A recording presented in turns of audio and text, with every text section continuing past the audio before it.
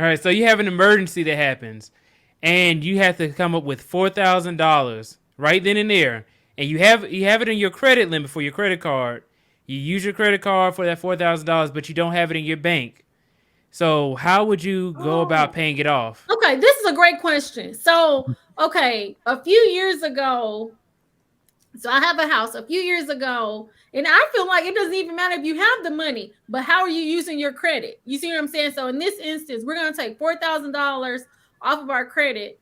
What I'm gonna do is one, I'm gonna see if I have a credit card that has no interest. So that's number one. Or what I did, so I had a Bank of America credit card because I use all my credit cards differently. So I had the a Bank of America credit card to where I could pull cash off the credit card and it would be a 0% interest rate for like 12 months. Or you can, let's say, you can take 4,000 off of one credit card, do a balance transfer over to another credit card that has, 0% interest for 12, 15, 18, or 21 months. So those are some ways that you can do it. But the thing is, when you do balance transfers, or let's say when I took the 4,000 or the 5,000 off of the Bank of America credit card, you want to make sure to have a plan to pay that off within the 12, 14, 18, 21 months, because after that, the interest rate is going to be so high, 25% or something like that, then,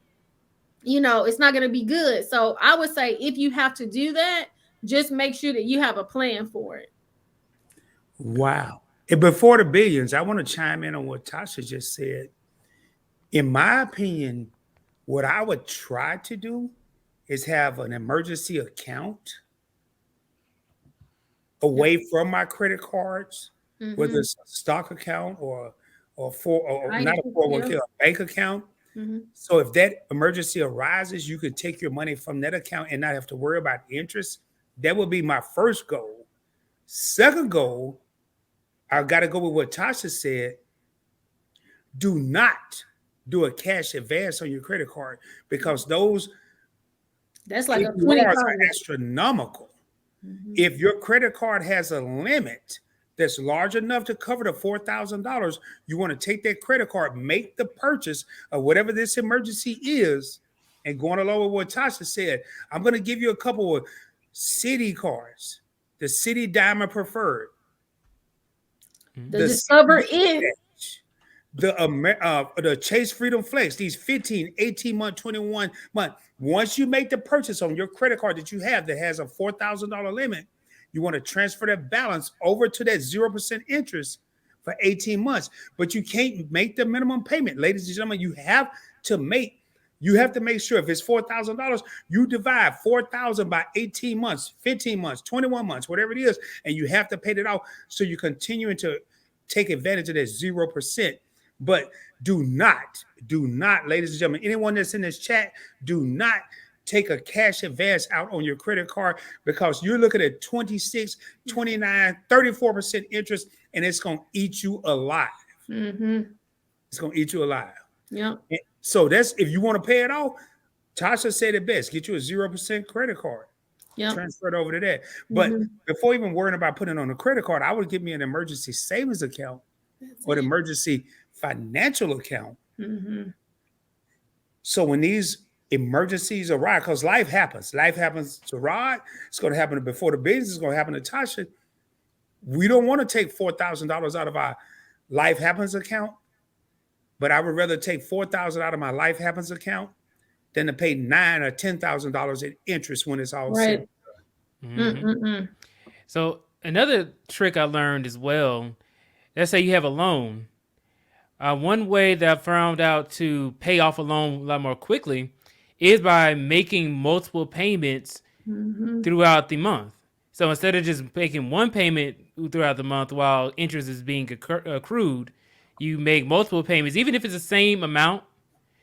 Let's say for a mortgage, if you make a bi-weekly payment as opposed to a monthly payment, you actually have not only an extra payment at the end of the year that helps you pay it off faster, but then also you have less interest. So you pay off the interest first with the first payment, then the second payment you actually pay towards the principal. Yeah. And see, that's pretty much how I had paid my auto loan off in 1 year, because originally when I had got the auto loan, I got it for 60 months. And I originally said, well, I'm going to pay it off in 30 months. But then once I started making the payments, I was just like, you know what? I think I'll be able to pay it off $20,000 in 1 year. And so what I would do is, I would try to make extra payments, but then I would also think about, when am I going to be getting that extra money in? Tax season is going to be coming up. Mhm. Do you get a bonus? Sometimes we get paid an extra paycheck 2 or 3 times a year. And so I would take some of the money, not necessarily all of it sometimes, but sometimes I would put all of it down. But then sometimes I would just put some of it down and then make those extra payments. And then that's how I was able, I'm still just like, wow, I paid off 20,000 in 1 year by doing that. That's great. I mean, I haven't gotten into any auto loans or anything, but I'm definitely going to follow that. Yeah. Because I Especially need when your to be able house. to. It's not a game, it's a